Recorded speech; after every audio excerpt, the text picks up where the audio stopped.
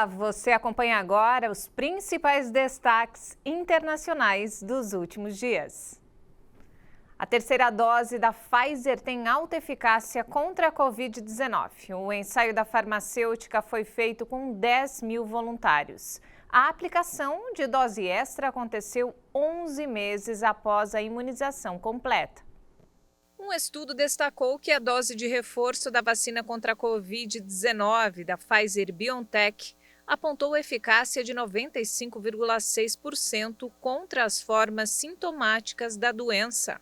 A pesquisa foi coordenada pelos dois laboratórios e contou com 10 mil participantes de 16 anos ou mais que já haviam recebido 2 doses do imunizante. A idade média dos participantes foi de 53 anos, com 55,5% de participantes entre 16 e 55 anos e 23,3% com 65 anos ou mais. O tempo médio entre a segunda dose e a dose de reforço ou um placebo no estudo foi de cerca de 11 meses. Houve 5 casos de Covid-19 no grupo de reforço e 109 casos no grupo de placebo. As empresas disseram que os resultados detalhados do estudo ainda vão ser apresentados em publicações da comunidade científica. A Agência Reguladora de Medicamentos americana aprovou o uso de qualquer uma das vacinas já autorizadas como reforço. Em um comunicado, a FDA também aprovou a aplicação de doses de reforço do imunizante da Johnson & Johnson para todas as pessoas maiores de 18 anos e a da Moderna para determinadas populações de risco, entre elas os idosos. Além das duas, a vacina desenvolvida pela aliança Pfizer-BioNTech também é aplicada nos Estados Unidos. Com a decisão da FDA, vai ser possível usar uma única dose de qualquer um dos 3 imunizantes como reforço à vacinação primária. Os dados que apoiam a deliberação do órgão provêm de pesquisas emergentes revistas pela FDA.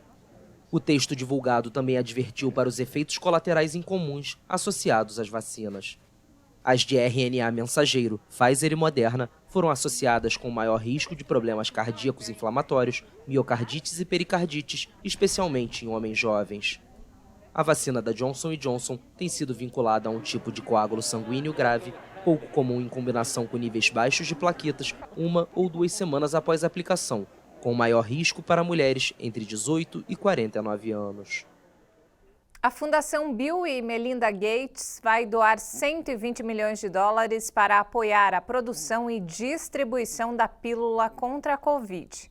O tratamento ainda não recebeu sinal verde do FDA.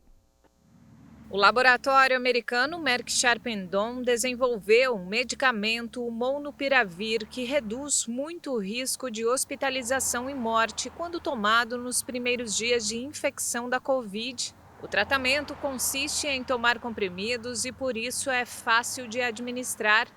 Além disso, representa uma alternativa às vacinas, principalmente para países que têm dificuldade de adquiri-las. A autorização do Molnupiravir está sob revisão pelo regulador de medicamentos dos Estados Unidos, o FDA, o equivalente à Anvisa brasileira. O laboratório planeja fabricar as doses necessárias para 10 milhões de tratamentos antes do final do ano. A Merck conduz um ensaio clínico com cerca de 770 pacientes.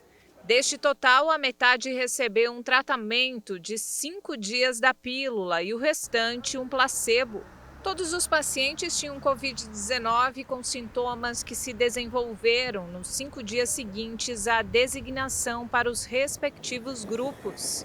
Dos pacientes que receberam Molnupiravir, 7,3% foram hospitalizados, em comparação com 14,1% daqueles que receberam placebo, representando uma redução do risco relativo de cerca de 50%. Não houve mortes entre os tratados com Molnupiravir, em comparação com 8 no segundo grupo. O laboratório afirmou que a eficácia é a mesma contra todas as variantes, inclusive a Delta, que é mais contagiosa, e que o medicamento é seguro. E ainda falando sobre coronavírus, o Ministério da Saúde de Israel confirmou um caso de mutação da variante Delta do coronavírus. A nova cepa já foi detectada em países como o Reino Unido, que vem registrando uma alta no número de diagnósticos de Covid. A variante AY4.2, já detectada em alguns países europeus, foi identificada como mutação da Delta em Israel. A pessoa infectada é um menino de 11 anos que viajou para a Europa e o caso foi notificado no aeroporto Ben Gurion, na capital Tel Aviv. A criança foi colocada em quarentena e até o momento não foi detectado nenhum caso de contato. O governo do Reino Unido afirmou que monitora muito de perto a nova mutação que está se propagando no país. Um porta-voz do primeiro-ministro britânico disse que ainda não há evidências de que a AY4.2 seja mais contagiosa do que a Delta, apesar de o país registrar a maior incidência de Covid-19 de toda a Europa. O Reino Unido vem enfrentando um aumento significativo no número de novas infecções, com uma média de 44 mil casos diários na última semana. No começo de agosto, esse número estava em torno de 25 mil diagnósticos. E mudando de assunto, olha só que interessante. Cientistas americanos conseguiram fazer com que o rim de um porco geneticamente modificado funcionasse em um humano.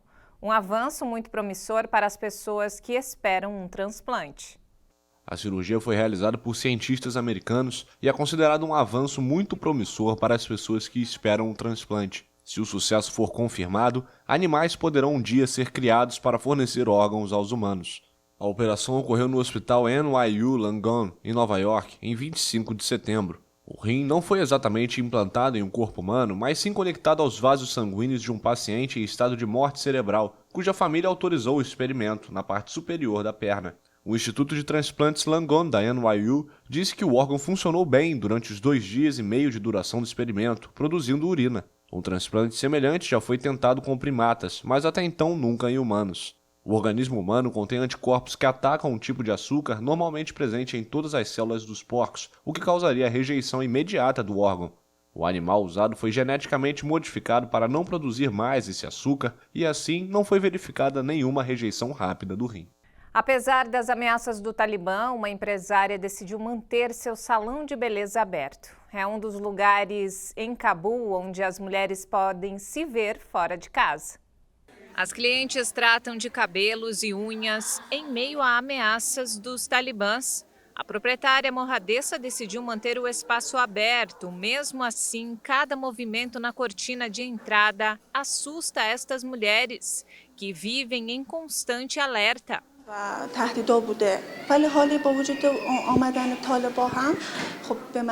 Com o Talibã, pessoas são ameaçadas e regras são muito rígidas. Já chegaram aqui na porta gritando.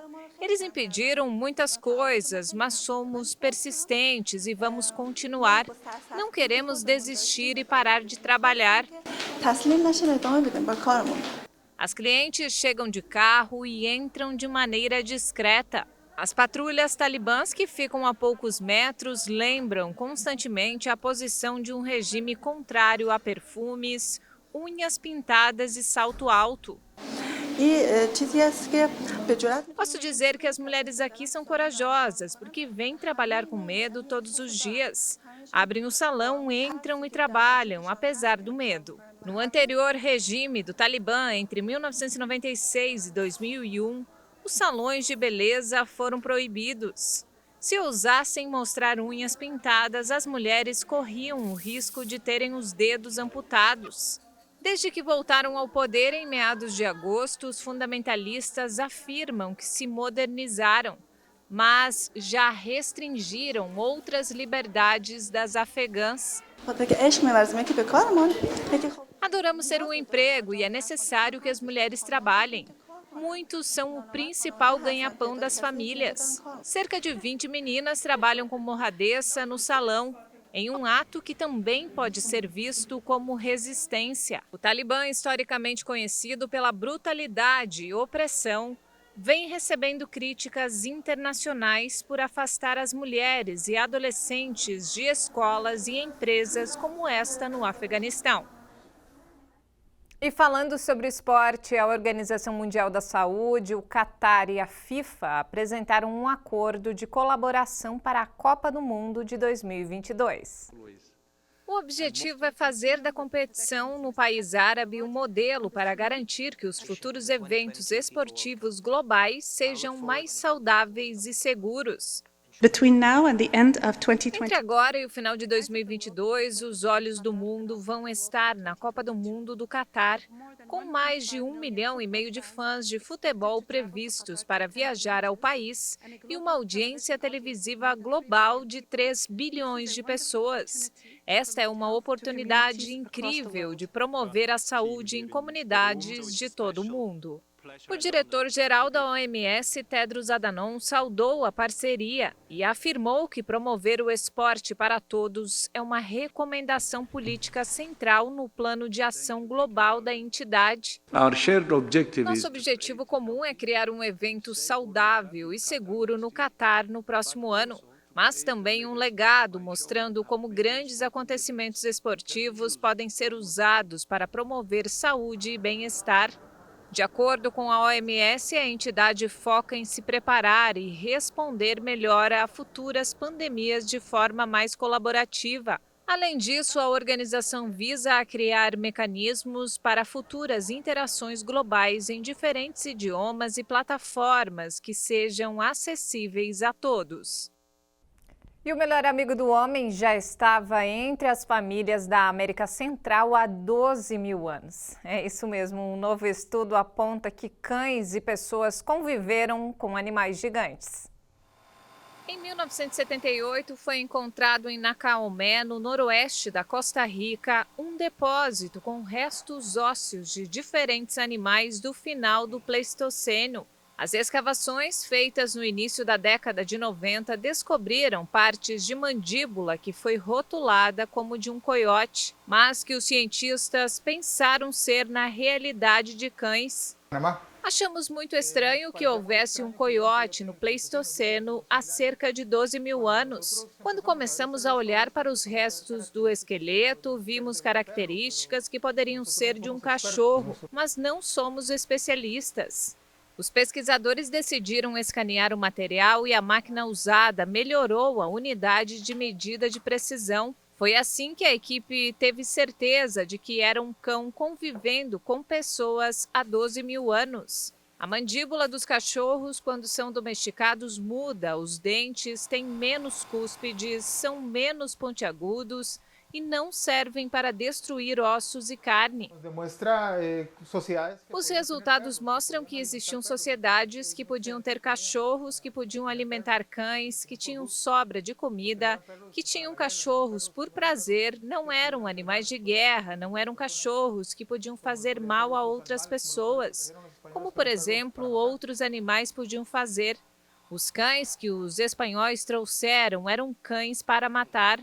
Especialistas explicam que os primeiros cães domesticados entraram no continente há aproximadamente 15 mil anos, fruto da migração dos asiáticos pelo Estreito de Bering. E nunca houve cães sem pessoas no continente. Elas se moveram de norte a sul como parte de grupos de caçadores e coletores. Você já pensou em abandonar o celular e viver em um vilarejo sem rede de telefonia?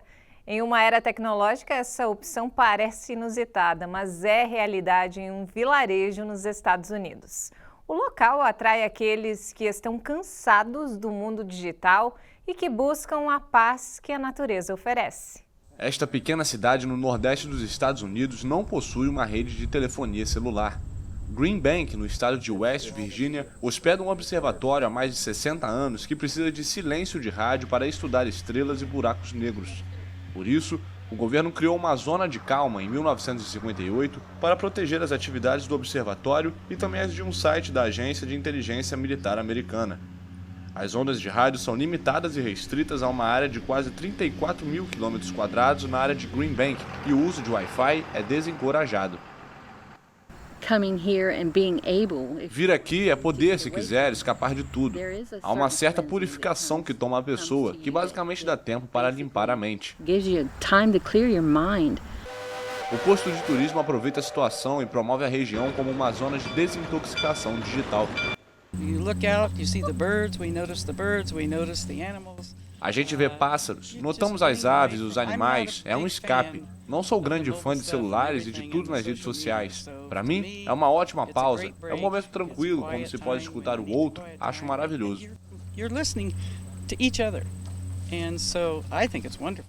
Mas, de acordo com os moradores, a internet sem fio se espalhou nos últimos anos, apesar das normas que impõem multas de $50. Junto com a construção de hotéis e restaurantes, os preços dos imóveis no condado de Pocahontas, onde o Green Bank está localizado, aumentaram quase 3 vezes mais rápido do que a média nacional na última década. Se trouxerem para Green Bank o ruído que está em toda parte, esta área tranquila vai se tornar como em qualquer outro lugar. É muito preocupante, porque é por isso que as pessoas estão aqui, porque não é como em todos os outros lugares, porque existe uma mentalidade diferente, um estilo de vida mais lento aqui. Em meio às estranhas regras, alguns moradores de Green Bank acreditam que a falta de cobertura telefônica é perigosa e que o lugar deve ser modernizado. Mas, por enquanto, a cidadezinha de menos de 200 habitantes continuará sendo uma zona de fuga para aqueles que desejam ficar longe dos celulares. E não temos mais tempo, essa edição fica por aqui. Mais informações ao longo da nossa programação. E se quiser rever nossas reportagens, acesse o canal Hit Notícias no YouTube. Obrigada pela companhia.